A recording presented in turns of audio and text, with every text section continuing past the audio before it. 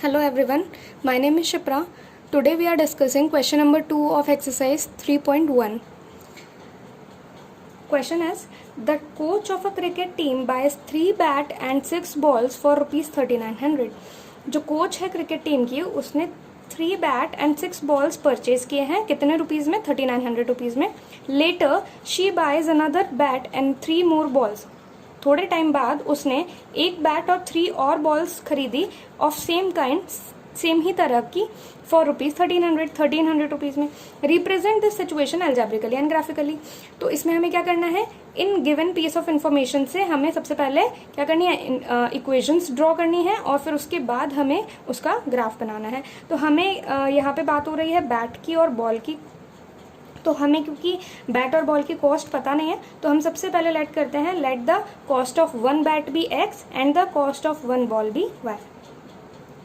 Late the cost of 1 bat be x and the cost of 1 ball be y. Okay, now अब क्या करेंगे हम? अब according to question हम कुछ इक्वेशन बनाने की कोशिश करते हैं. अकॉर्डिंग टू क्वेश्चन क्या लिखा है क्वेश्चन के अंदर? She buys 3 bats and 6 ball. एक बैट की कॉस्ट हमने मानी है x, तो 3 बैट्स की कॉस्ट कितनी हो जाएगी? 3 into x, that is 3x. And the cost of 6 balls will be 6 into y, that is 6y. और उसको वो टोटल कितना अमाउंट पड़ा है? 3900. तो ये एक इक्वेशन बन जाएगी हमारे पास.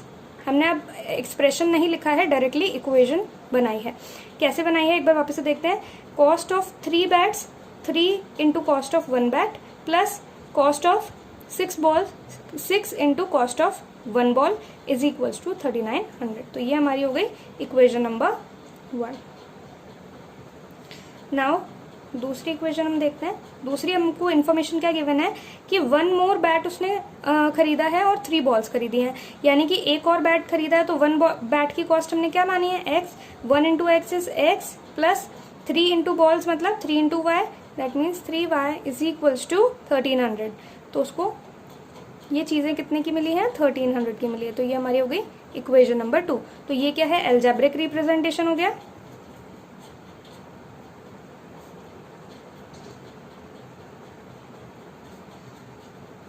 ठीक है, ये हमारा एल्जेब्रिक रिप्रेजेंटेशन हो गया.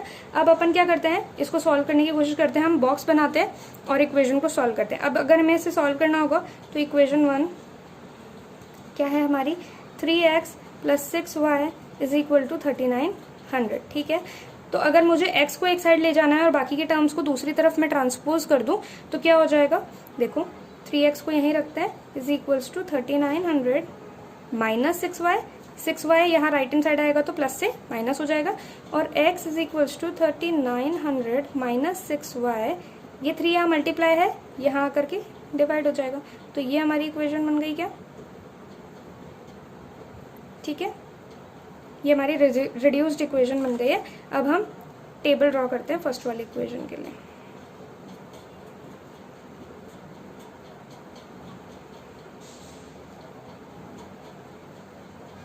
ठीक है, अब मुझे y की कुछ वैल्यूज यहाँ पर पुट करनी है और मैं x की सब्सिक्वेंट वैल्यूज फाइंड आउट करूंगी. तो देखते हैं हम कुछ वैल्यू डाल करके. सपोज अगर मैंने यहाँ 0 रख दिया है ना, तो अगर मैंने यहाँ 0 रख दिया तो ये पूरा 6 इंटू 0 तो 0 हो जाएगा. ये टर्म तो गया. हमारे पास क्या बचा? 3900 अपॉन 3, यही बचेगा. तो अगर मैं इसको डिवाइड करूंगी तो कितना आएगा मेरे पास? 3 1 जार 3 एंड 3 3 जार 9, 1300. तो 1300 हमें ग्राफ पे रिप्रेजेंट करना बहुत ही टिपिकल हो जाएगा क्योंकि थोड़ा बड़ा नंबर आ जाएगा हमारे पास. तो हम क्या करते हैं? कुछ छोटा नंबर लाने की कोशिश करते हैं. सपोज मैं यहाँ पे डालती हूँ, अगर मैंने यहाँ 500 डाला, सपोज यहाँ मैंने 500 डाला, 500 इंटू 6 कितना हो जाएगा? मैं सॉल्व करके बताती हूँ. अगर मैंने यहाँ 500 डाला तो 3900 माइनस 6 इंटू 500. ओके, तो कितना हो जाएगा? 3900 माइनस 5 6 जार 3000. तो 3900 में से 3000 माइनस करेंगे तो कितना आएगा मेरा? 900. और 900 अपॉन 3 कितना आ जाएगा? 3 3 जार 9 0 0. तो यानी मेरा आंसर कितना आ जाएगा? 300. तो ये आ गया मेरा 300. ठीक है, नेक्स्ट मैं ट्राई करती हूँ क्या डालूँ, ट्राई करती हूँ 600 डाल दिया तो कितना हो जाएगा देखो 3900 माइनस 6, और अगर मैंने यहाँ 600 डाल दिया तो हो जाएगा 3900 माइनस 6 6 36, तो 3600। तो ये कितना हो जाएगा, सब्सिक्वेंटली मुझे क्या मिलेगा इसका 300, और 300 अपॉन 3 इज 100, तो मुझे 100 मिल जाएगा अगर मैं 600 पुट करती हूँ तो यहाँ पे मैं अगर 600 डालूंगी तो मेरे पास आंसर क्या आएगा 100। अब अगर मैं यहाँ पे 700 डाल दूंगी तो 7 6 42, और 42 माइनस का 4200 माइनस के टर्म्स में आंसर आएगा मेरे पास। ठीक है, तो डाल के देखते हैं क्या आता है। 3900 माइनस 700 तो कितना आ जाएगा 3900 माइनस 7 6 4200। तो 39 में से 4200 में से 3900 से प्राप्त करते हैं, कितना आएगा 400 आ जाएगा क्या, सॉरी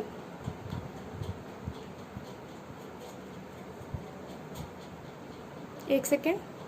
हाँ, तो हम क्या करते हैं, यहाँ पे हमने 4200 रखा है तो यहाँ पे क्या आ जाएगा हमारे पास 3942 माइनस का 300 आ जाएगा, और माइनस का 300 को जब हम 3 से डिवाइड करेंगे क्या आएगा हमारे पास माइनस का 100।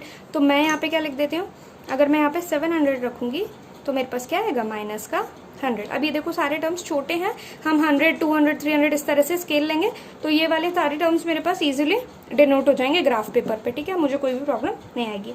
सेकेंड इक्वेशन देखते हैं। इक्वेशन 2 क्या है हमारे पास, सेकेंड इक्वेशन हमारे पास बनी थी x plus 3y is equal to 1300। ठीक है, ये हमारी सेकेंड इक्वेशन थी। x को यहीं रखते हैं 1300, 3y right hand side transpose होगा तो माइनस का 3y बन जाएगा। ठीक है, ये वाली इक्वेशन से हम क्या बनाते हैं, हमारी टेबल बनाने का ट्राई करते हैं।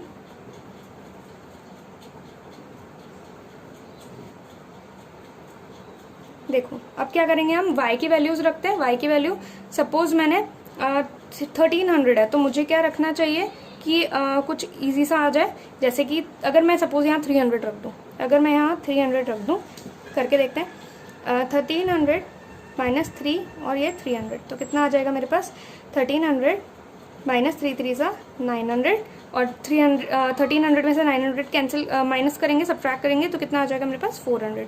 तो ये इजी है। तो 300 अगर मैंने रखा तो मेरे पास आंसर क्या आ रहा है 400। ओके, नेक्स्ट देखते हैं। y की प्लेस पे मैं 400 पुट करके देखती हूँ कितना आ रहा है। माइनस 3 इंटू 400, 1300 माइनस 3 4 जार 1200, तो 1300 में से 1200 गए तो 100, तो ये भी इजी है, इजी सा नंबर आ रहा है हमारे पास। तो मैं यहाँ पे 400 अगर पुट कर रही हूँ y की वैल्यू तो मेरे पास x की वैल्यू निकल के आ रही है 100। ठीक है, नेक्स्ट मैं ट्राई करती हूँ 500 रखते हैं, हमने रखा है 300 400, अब हम ट्राई कर रहे हैं 500। तो 1300 माइनस 3 और 500 हम रखते हैं तो कितना आ जाएगा मेरे पास 1300 माइनस 5 3 1500। ओके, तो ये माइनस का टर्म बड़ा हो गया तो प्लस माइनस माइनस करेंगे, 1500 में से 1300 गया दैट इज 200, तो 200 लेकिन माइनस साइन, तो ये माइनस का 200 is also a small number. तो यहाँ पे देखो, यहाँ पे अगर मैंने 500 रखा तो माइनस का 200 आया। अब हम इसको ग्राफिकली देखते हैं कि हम ये ग्राफिकली कैसे ड्रॉ कर पाएंगे। ओके, मैंने लेट अस सी ग्राफ ड्रॉ किया है। तो अब हम ये जो वैल्यूज हमने कैलकुलेट किए थे अभी वो हम यहाँ पे ड्रॉ करके देखते हैं, कोऑर्डिनेट्स प्लॉट करते हैं। देखो x की वैल्यू जब 300 है, x की वैल्यू जब 300 है, यहाँ पे देखो हमने जो स्केल लिया है वो 100 200 300 इस तरीके से लिया है क्योंकि हमारी वैल्यूज इस तरीके की आई है ना।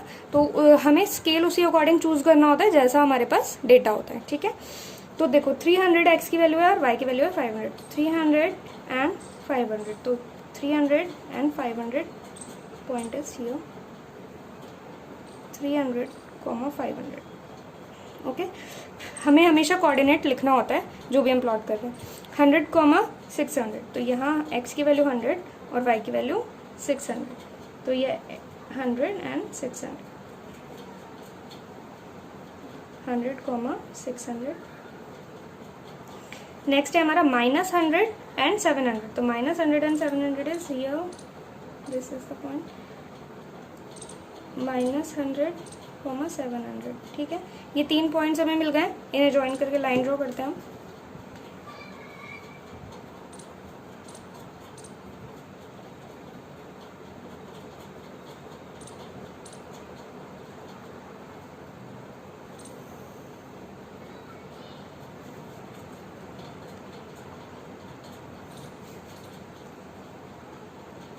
लाइन की इक्वेशन थी हमारी 3x + 6y, ये हमेशा लिखनी होती है, इसे भूलना नहीं है कभी भी।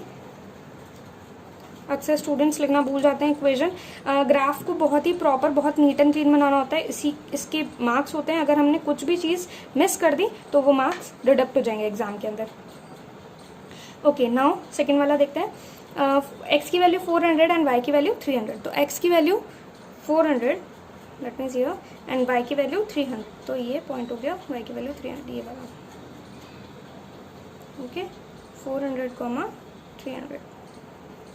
ओके, नेक्स्ट x की वैल्यू 100 एंड y की value 400, that means this one 100, 400। x की वैल्यू -200 दैट मीन्स ये, एंड y की वैल्यू 500, तो पॉइंट हो गया ये वाला, दैट इज -200, 500। ओके, इसको लाइन को ज्वाइन करते हैं।